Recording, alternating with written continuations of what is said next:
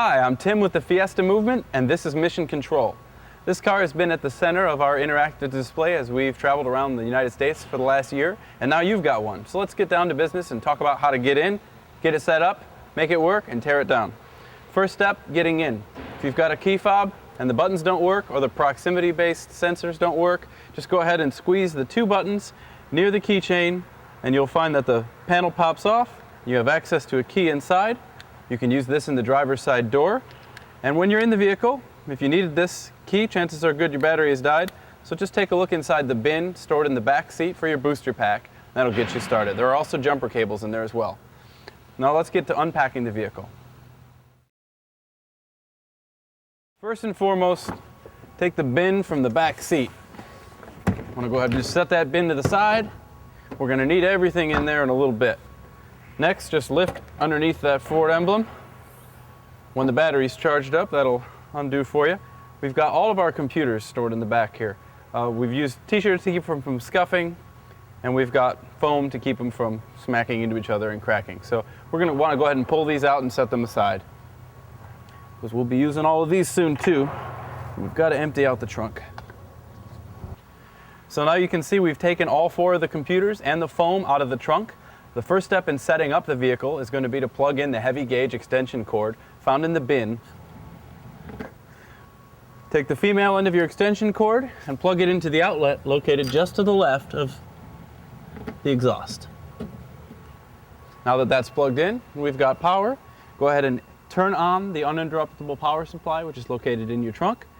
Once that's on, we're ready to go. We can close the trunk. Make sure you've got that power, because it will be hard to get in here once we start setting up the car. All right, so let's take a look at what we've got inside this bin. First and foremost, we've got a smaller bin.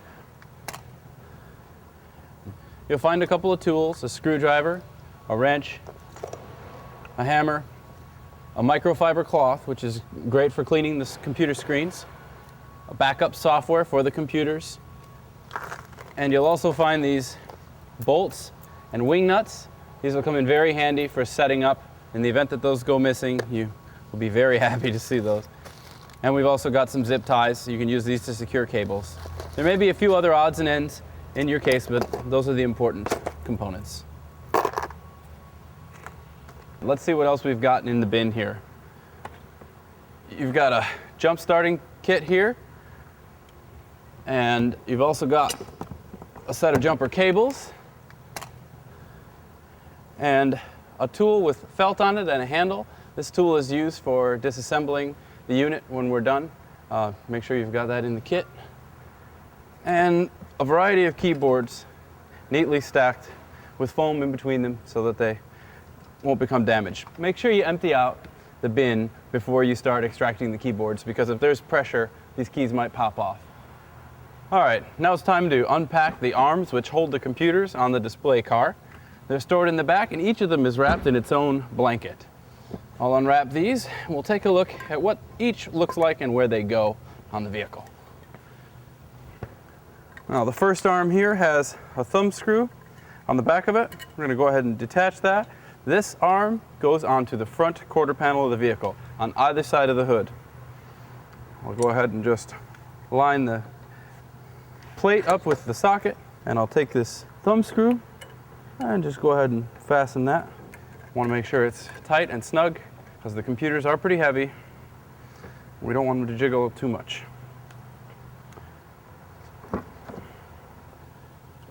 The second arm we're going to pull out here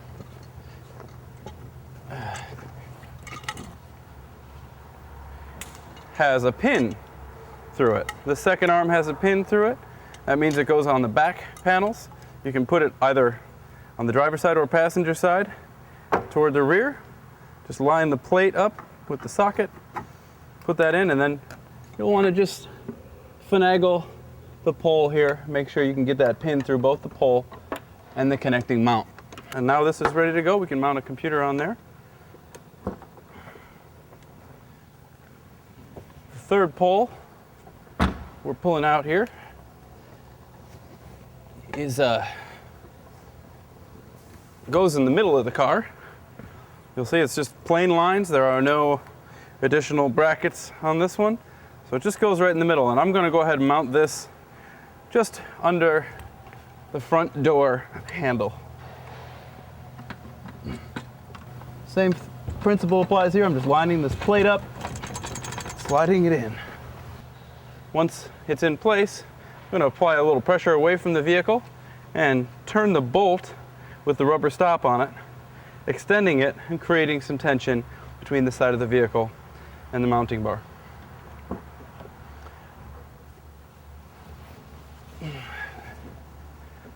The final type of mounting pole we've got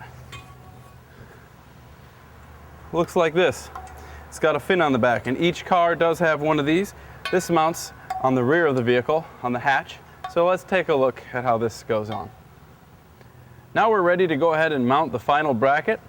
We're going to go ahead and remove these wing nuts from the license plate. And once they're off, we're ready to go ahead and mount the bracket. We're going to slide the plate right into its socket. I like to shimmy it a little bit. It takes some force to get it flush. And then we'll adjust to make the holes and the bolts line up. Take the wing nuts, secure the bar to the hatch.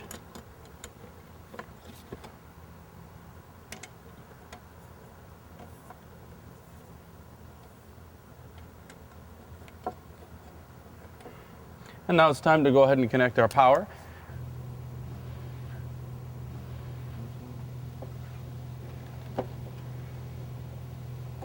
All right, and then once it's in, you're going to turn it counterclockwise until it snaps in, and make sure that the little pin pushes up, keeps it secure, and now we've got power. You'll find outlets for power at the center rear of the vehicle, near each of the rear tires, under each of the doors, and at the front quarter panels. All right, now it's time to mount the computer. You probably recognize this mounting plate and bracket structure here. I'm going to go ahead and line the two up. Just drop it in. It'll stay secure. I'm going to connect the white power cable to the back. Now it's time to mount the keyboard tray. In the rear of the vehicle, we use the bent keyboard tray. It's got a slight angle to it. We're going to go ahead and just take these wing nuts off of the bolts. Go ahead and set that there. Drop our bolt in.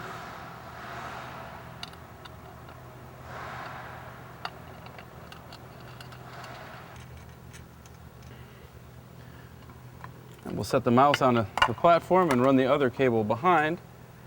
Just plug it into any one of the USB ports at the back of the device. Last but not least important, use your microfiber cloth to get off all those fingerprints that have a tendency to stick to these. In order to turn it on, just hold that power button there and wait for a second or two. You'll see the screen light up white and you'll hear that famous Mac sound.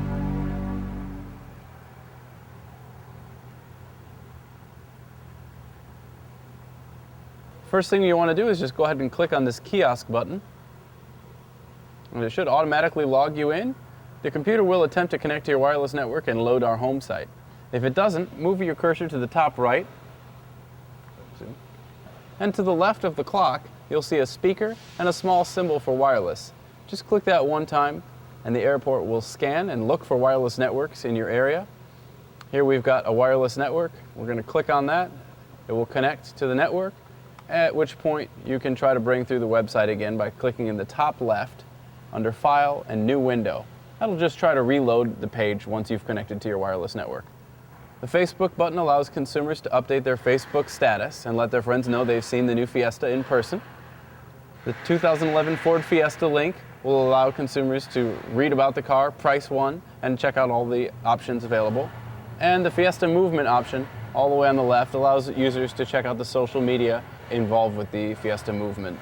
So this is one example of what mission control can be set up to look like. You can take these computers on the front panels and the back panels and move them to either side. If you've got a small room, you might want them all on one side, or you may want to use 3 computers if you don't feel like you've got room for 4. Set it up how you like it. We know you'll make the best judgment call. When the time comes to part ways with mission control, there are just a few things you should know about tearing down and packing up everything. When you're ready to shut down the computers, just move your cursor to the very top left of the screen, click on the Apple logo, and choose Shut Down. The computer will ask you in the center of the screen if you're willing to do that. Just say you are and click Shut Down. Should take just a second and the computer will be ready to unplug. Before you pack up, the first thing you should do while all the computers are mounted is remove these keyboard trays. So just go ahead and hold down the tray to the stand, remove these wing nuts, and make sure you replace the wing nuts and the bolts onto this tray before you pack it up. When you've got the cables disconnected from the computer, we're ready to load them into the bin. It's a good idea when it's time to pack up the keyboard trays to make sure you've got an empty bin. So I'm going to go ahead and pull the items that are in there out. The first tray I like to start with is the tray from the rear of the vehicle. It's got the angled back. Start with that. And it's got a nice little cove back there to keep your mice safe. Use a piece of foam and your next keyboard. Put the mouse in the back there. Your next piece of foam. And so on.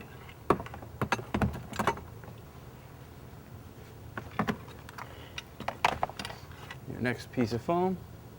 Now you can start loading back the other components. Your jumper cables, booster, your toolkit, your tool for removing the arms, and importantly, the extension cord from the back of the car. Go ahead and place that in. Replace your top. Now you're ready to load this in the back seat so it can go to the next dealer. All right, now we're ready to lift this computer out. Take the computer and put it aside. Then disconnect the power cable from the bottom of the car. When you're ready to disconnect power, place your finger on the silver pin, which actually has an arrow indicating to pull down and turn clockwise. And then you're ready to release. Take a look. There's a little arrow on the pin. Pull down and then release. Next, take your felt tool, place it behind the bracket on the side of the car. Go ahead and remove your thumb screw or pin if you're on the front or back of the car. Apply some pressure to the felt tool and you should be able to lift straight up and take that arm out. Now we're ready to pack it up in a blanket. You want to make sure you've got the thumb screw and or the pin in place in this arm so that the next dealership has it. I like to start at one side and roll the blanket over a lot like a burrito. After you've got one fold, just tuck it in and taper outward like this. This way we're making sure that this metal is not going to get scratched up in transit. The largest arms are the simplest to pull out. Just grab a hold and give it some good old-fashioned elbow grease. Pull it right loose. Now we're ready to wrap it up in a blanket and pack it in the car. All right.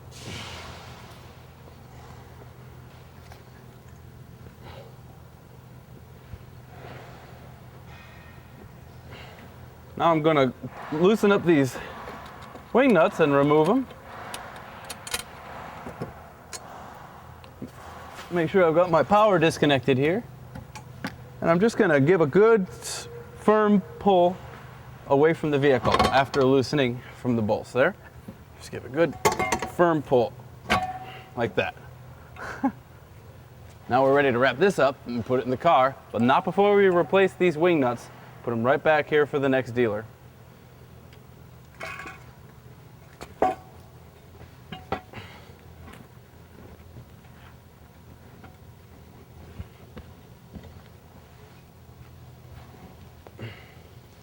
And now we're ready to take this one, load it in the car.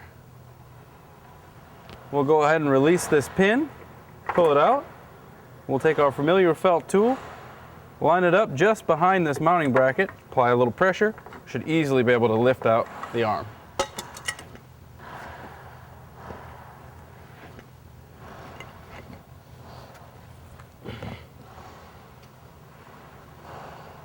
So now we're in the home stretch. We've just got to get these computers dressed up, loaded in the trunk, and have this car ready to move on to the next dealership.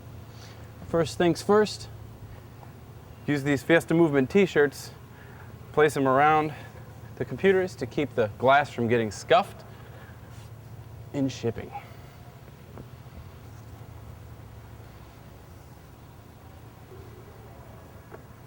Now that the computers are dressed and ready to be packed, we'll go ahead and access the trunk. And we'll start off by cutting power to our uninterruptible power supply. Just go ahead and touch the button. That'll preserve the batteries for the next dealership. We're going to load the first computer in back to the back of the seat. Now we'll take a piece of foam, place it in front of the glass screen, and we'll grab another computer.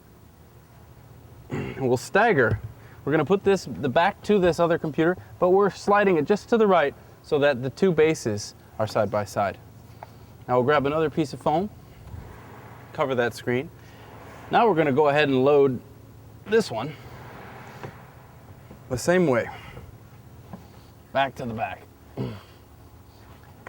And for our final computer, we use one more piece of foam, and we're going to put the back of the computer towards us, like so. Now these two should be separated by foam. If you need two pieces, make sure the glass here can't touch. Use any extra foam you have just to keep the computers from sliding around.